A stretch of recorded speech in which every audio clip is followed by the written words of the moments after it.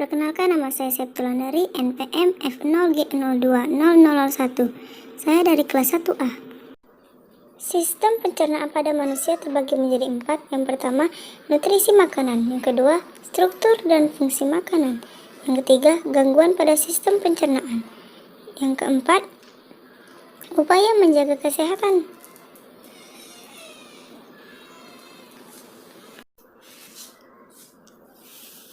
Makanan memiliki peran yang penting bagi kehidupan manusia sebagai sumber energi dan bahan penyusun tubuh manusia. Kebutuhan energi manusia dinyatakan dalam satuan kalori. Satuan kalori itu menunjukkan jumlah kalori yang diperlukan untuk menaikkan 1 gram air sebesar 1 derajat Celcius. A. Nutrisi bahan makanan. Karbohidrat. Karbohidrat sumber utama energi bagi tubuh. 1 gram karbohidrat menghasilkan 4,1 kilokalori kcal. Jenis karbohidrat.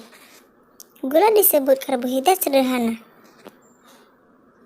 Buah-buahan, madu, dan susu. Pati dan serat disebut karbohidrat kompleks. Pati ditemukan dalam umbi-umbian seperti kentang dan biji-bijian. Serat seperti gandum, sereal, kacang-kacangan, sayuran, dan buah-buahan.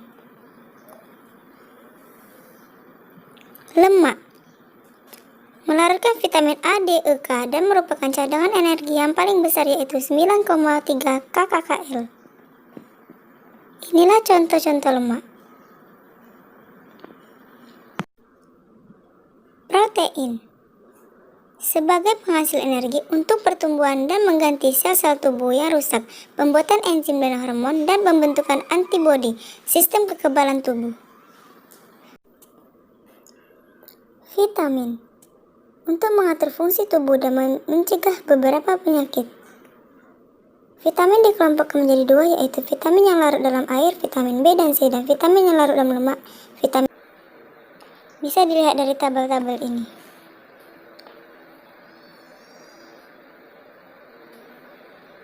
Mineral. Mineral berfungsi dalam proses pembangunan sel, membentuk reaksi kimia tubuh, mengangkut oksigen ke seluruh tubuh, dan pembentukan dalam pemeliharaan tulang. Bisa dilihat dari tabel-tabel ini. Air sebagai pembentuk sel dan cairan tubuh, pengatur suhu tubuh, pelarut zat-zat gizi lain, dan pembantu proses pencernaan makanan, pelunasan dan pembantalan, media transportasi, dan media pengeluaran sisa-sisa metabolisme. B. Struktur dan fungsi sistem pencernaan makanan pada manusia. Makanan diproses dalam tubuh melalui 4 tahapan, yaitu 1. Ingesti, proses pemasukan makanan ke dalam mulut. 2. Digesti atau pencernaan. 3. Absorpsi atau penyerapan. 4. Defekasi atau pengeluaran. Pencernaan makanan terbagi atas 2.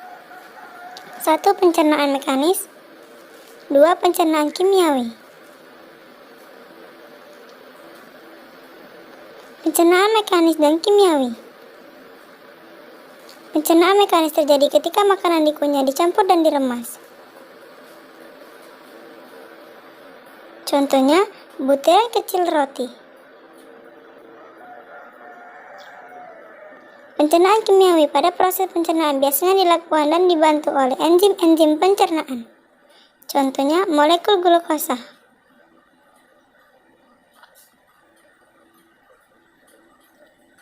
Organ penyusun sistem pencernaan. Bisa dilihat dari gambar ini. Organ pencernaan utama. Saluran pencernaan. Yang pertama, mulut, kerongkongan, lambung, usus halus, usus besar, rektum, dan anus. Organ aksesori atau tambahan. Lidah, gigi, kelenjar saliva, hati, kantung. Kelenjar pencernaan adalah organ aksesoris yang mengeluarkan enzim untuk membantu mencernakan makanan. Mulut bisa dilihat dari gambar ini.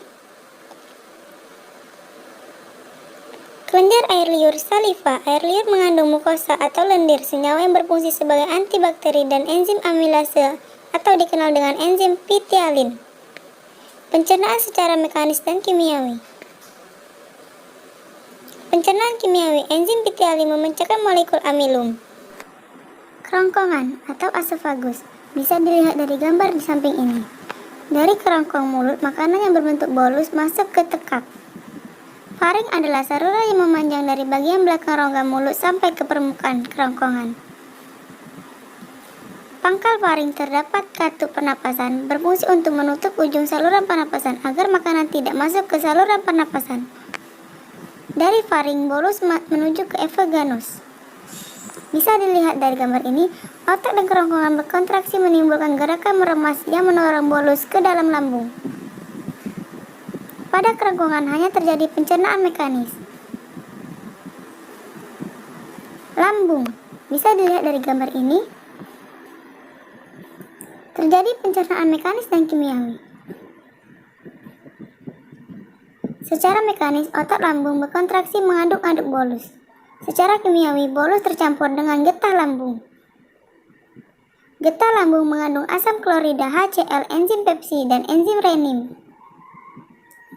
HCl berfungsi untuk menjadikan ruangan dalam lambung bersifat asam, pH-3, sehingga dapat membunuh kuman yang masuk bersama makanan.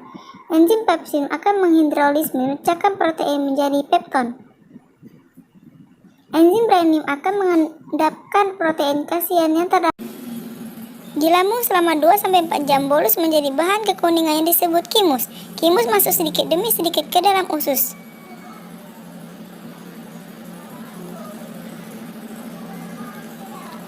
Usus halus. Bisa dilihat dari gambar ini.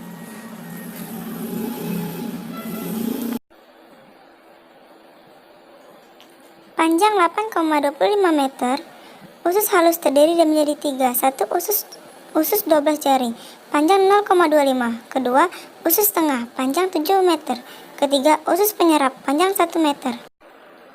Dalam usus halus terjadi pencernaan secara kimiawi saja.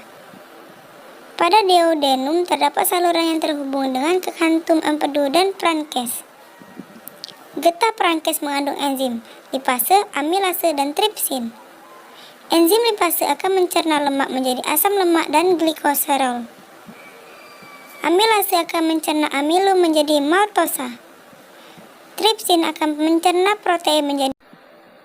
Getah empedu yang dihasilkan hati akan menghasilkan lemak, yakni membuat lemak agar larut dalam air. Pencernaan terakhir di jejunum menjadi bentuk yang siap diserapkan. Penyerapan zat-zat makanan glukosa, vitamin yang larut dalam air, asam amino, dan mineral setelah diserap oleh villi usus halus akan dibawa oleh darah menuju hati dan diedarkan ke seluruh tubuh. Glukosa dalam hati disimpan dalam bentuk glikogen. Asam lemak, gliserol, dan vitamin yang larut dalam lemak setelah diserap oleh villi usus halus akan dibawa oleh pembuluh getah bening menuju hati, kemudian disimpan dalam jaringan lemak. Usus besar, bisa dilihat dari gambar ini.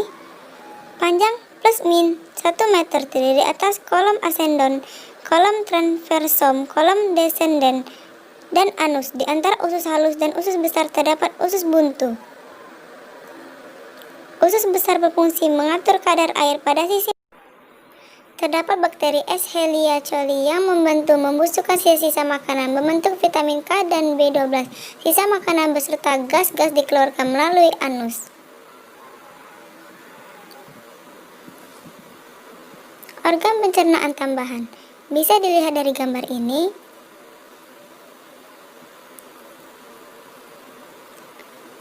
Fungsi hati menetralisasi racun, organ penyerap besi dan vitamin, mencegah keseimbangan kadar glukosa darah, mengatur kadar kolesterol dalam darah, mengeluarkan getah empedu yang mengandung kolesterol, asam kolim, garam empedu, lecitin, bilirubin, dan elektrolit.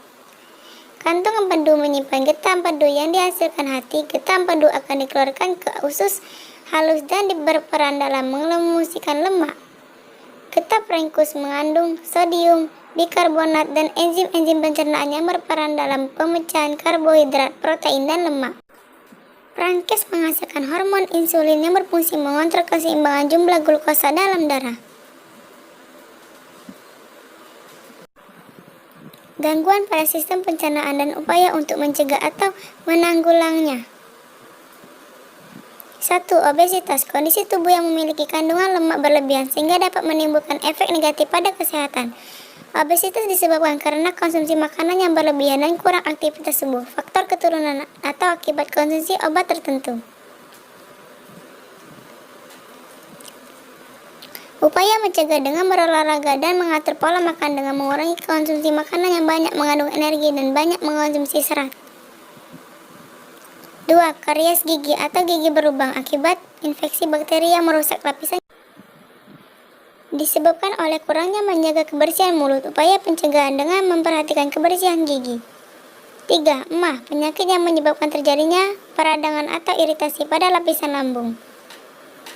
Diakibatkan meningkatnya asam lambung, infeksi bakteri, helicobacter, stres, makan tidak teratur, dan mengonsumsi makanan yang terlalu pedas atau asam.